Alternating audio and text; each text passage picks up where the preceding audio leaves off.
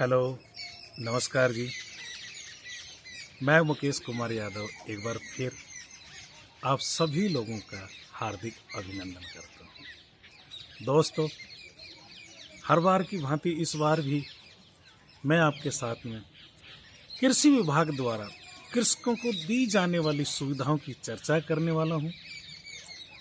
हो सकता है कुछ लोग इसके बारे में जानते हों, लेकिन मुझे ये भी पता है कि अधिकतर लोग इन चीज़ों के बारे में नहीं जानते। जानते भी हैं तो इनको काम में नहीं लेते, उपयोग में नहीं लेते हैं। तो दोस्तों, मैं इसी को, इन योजनाओं को आप सब लोगों के साथ में साझा करता हूँ, इनके बारे में बताता हूँ, इस पर थोड़ा प्रकाश डालता हूँ। दोस्तों, हम अपने उत्पादन को बढ़ा करके अपनी खेती बाड़ी में हमारे द्वारा की जाने वाली मेहनत से अपने उत्पादन को बढ़ाते हुए अपनी आमदनी में वृद्धि किस तरह कर सकते हैं, राज्य सरकार का, केंद्र सरकार का हमारे साथ इसमें क्या सहयोग है, किस तरह से वो किसानों को प्रोत्साहित कर रही है, वो सारी जानकारी आज मैं आप लोगों के साथ इस चर्चा में करेंगे। तो दोस्तों, सबसे पहले मैं एक एक करके इन योजनाओं के बारे में बताता हूँ। तो सबसे पहले मैं जल प्रबंधन के ऊपर आपसे चर्चा कर रहा हूँ। दोस्तों, जल प्रबंधन के अंदर जल का इकट्ठा करना, जल का सहयोग प्राप्त करना, जल को किस तरह से हम अनेक नवाचार अपना करके उसको किस तरह से हम यूज लेते हैं। तो सबसे पहले आता है डिग्गी निर्माण। दोस्तों, कृषकों के द्वारा न्यूनतम 4 लाख लीटर एवं इससे अधिक क्षमता की डिग्गी निर्माण करने पर लागत का 75% 25% टॉपअप सहित अथवा अधिकतम 3 लाख रुपए जो भी कम हो वो अनुदान दे है। यह योजना नहरी सिंचित क्षेत्र में लागू है। जहां से नहर निकला हुआ है, सिंचित क्षेत्र है, वहां डिग्गी का निर्माण किया जाता है जो 4 लाख लीटर पानी को इकट्ठा करती है और उस पर राज्य सरकार अधिकतम 3 लाख रुपए या 75% लागत का जो भी कम होता है वो देती है। दूसरा है खेत तलाई निर्माण। इसके बारे में हम पहले भी चर्चा कर चुके हैं कि जिसको फार्म पॉन्ड बोला जाता है। कृषक द्वारा न्यूनतम 600 घन मीटर एवं इससे अधिक आकार के कच्चे फार्म का निर्माण कर लागत का 60% 10% टॉपअप सहित अथवा अधिकतम 63,000 रुपये तथा प्लास्टिक लाइनिंग फार्म पॉन्ड निर्माण पर लागत का 7% 10% टॉपअप सहित अथवा अधिकतम 90,000 रुपये जो भी कम हो अनुदान दे है। दोस्तों, जलहौज निर्माण। कृषक द्वारा न्यूनतम 1 लाख लीटर क्षमता के जलहौज निर्माण पर लागत का 7% वही 10% टॉपअप सहित अधिकतम 90,000 जो भी कम हो वो। तीसरा पाइपलाइन का आता है। दोस्तों, पाइपलाइन लागत का 50% या अधिकतम 50 रुपए प्रति मीटर HDPE पाइप या 35 रुपए प्रति मीटर PVC पाइप या 20 रुपए प्रति मीटर HDPE लेमिनेटेड ले फ्लैट ट्यूब पाइप अथवा अधिकतम 15,000 रुपए प्रति इकाई जो भी कम हो अनुदान दे है। इसके बाद दोस्तों, जल प्रबंधन के अंतर आता है मोबाइल रेन गन। NFSM योजना अंतर्गत लागत का 50% या 15,000 रुपए जो प्रति इकाई जो भी कम हो वो दे है। दोस्तों, फव्वारा संयंत्र, इसके बारे में आप सभी को लगभग पता है और बहुत सारे लोग इसका अपने राजस्थान क्षेत्र में तो बहुत अधिक इसका लाभ उठा चुके हो।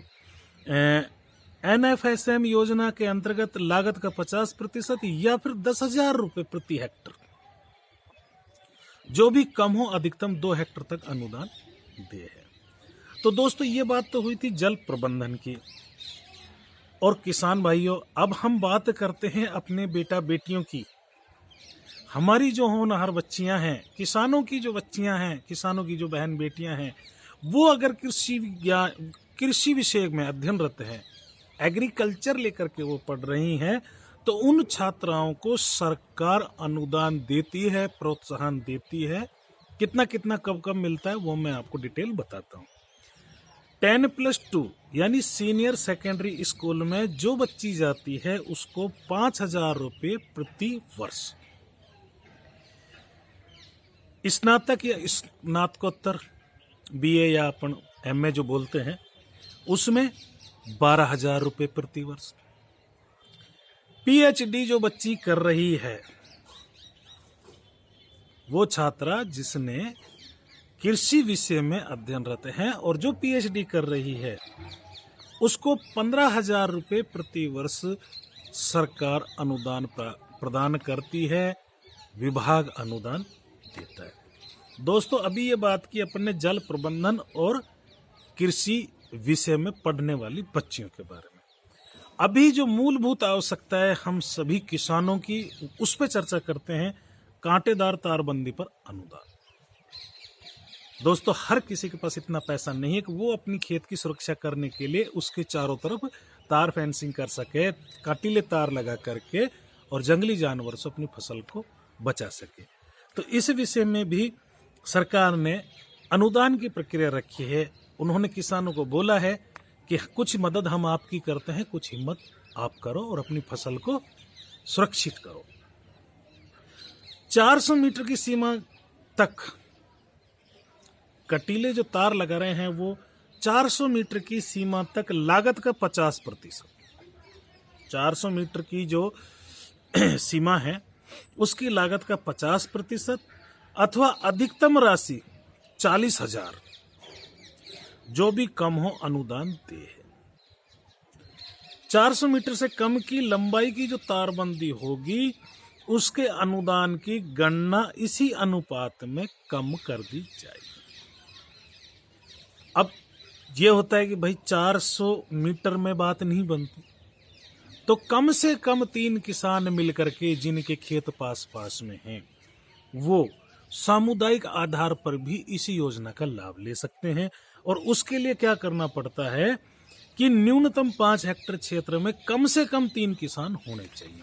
अधिक तो चाहे कितने भी हो, लेकिन कम से कम 3 किसान होने चाहिए और वो तीनों की जमीन मिला करके और उसके चारों तरफ तार फेंसिंग की जाती है। कांटेदार तार हैं उनका अनुदान आपको दे है।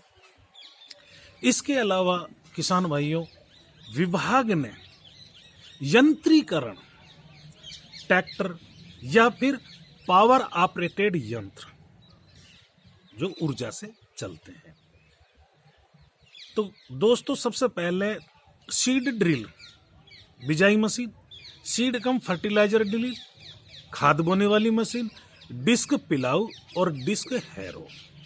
डिस्क पिलाऊ और डिस्क हैरो का मूल्य का 40%, अधिकतम 12 से 15,000 रुपये जो भी कम। अर्थात हम ट्रैक्टर टिल्लर जो लगाते हैं, ट्रैक्टर के पीछे जो ड्रिल होती है, सीड कम फर्टिलाइजर ड्रिल होती है, डिस्क होते हैं, पिलाऊ होते हैं, डिस्क हैरो होते हैं, इन सब में विभाग 40% अनुदान आपको प्रदान करता है। 40% या फिर 12,000 या 15,000 से जो कम होगा वो आपको दिया होगा। दूसरा इसके बाद रोटोवेटर है। रोटोवेटर का मूल्य का 40%, दोस्तों अधिकतम 28 से 35,000 रुपये जो भी कम होगा। Multicrop thresher, tractor operated ripper, tractor से चलने वाली रैपर, इसका भी 40% अनुदान है। अधिकतम 16,000 से 50,000 रुपये जो भी कम हो, यानी 16 से 50 के बीच में जो भी कम होगा वो आपको दिया होगा। चिजलर पिलाऊ, इसका भी 40%, 16,000 से 50,000 रुपये जो भी कम होगा वो आपको दिया जाएगा। दोस्तों, अभी तक हम बात करते जल प्रबंधन कृषि विषय में अध्ययनरत बच्चों की, कांटेदार तारबंदी, यंत्रीकरण करते, और अब हम बात करते हैं वृक्ष जनित तिलहन अर्थात पौधारोपण। दोस्तों, पौधारोपण है तो नीम पर प्रति हेक्टर 17,000, जोजोबा पर 35,000, जेड्रोफा पे 41,000, करंज पर 20,000, महुआ पर 15,000, एवं जैतून पर 48,000 रुपए प्रति हेक्टर का अनुदान दिए है। इस दौरान पौधे के संरक्षण हेतु नीम, करंज और महुआ हर दूसरे वर्ष 2,000 रुपए, जोजोबा, जैतून और जेड्रोफा पर 3,200 रुपए प्रति हेक्टर अनुदान दिए है। दोस्तों, आप अगर इन पौधों को लगाते हो तो सरकार इन पौधों को लगाने में भी आपकी मदद कर रही है, और उसके बाद आप इनका रखरखाव करते हो, संभाल करते हो, तो भी आपको वो मदद कर रही है। छठा है गुण नियंत्रण। ये दोस्तों मिट्टी परीक्षणशालाएं हैं, प्रयोगशालाएं हैं। इसमें आप जाकर के आप अपने उर्वरक का, बीज का परीक्षण करवा सकते हैं। बीज और उर्वरक के नमूने की जांच आपको बिल्कुल निःशुल्क होती है। और लास्ट में जो आपको बताना चाहता हूं दोस्तों, वो बताना चाहता हूं फसल बीमा। फसल बीमा है जो प्रधानमंत्री फसल बीमा के नाम से खूब प्रचारित है। आप और मैं, हम सभी लोग इसको अच्छे से जानते हैं। दोस्तों, प्रधानमंत्री फसल बीमा में खरीफ मौसम की जो फसल है उसका 2% और रबी की जो है उसका 1.5% तथा वाणिज्यिक जो फसलें हैं उनका 5% कृषक प्रीमियम राशि रखी गई है।